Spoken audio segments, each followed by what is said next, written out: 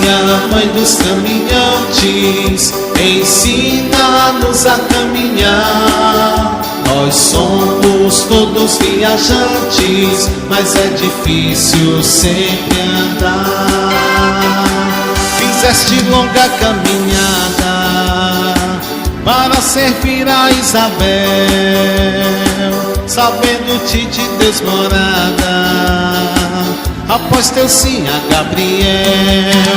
Maria, mãe dos caminhantes, ensina-nos a caminhar. Nós somos todos viajantes, mas é difícil sempre andar. Depois da dura caminhada para a cidade de Belém, não encontraste lá pousada, mandaram-te passar além.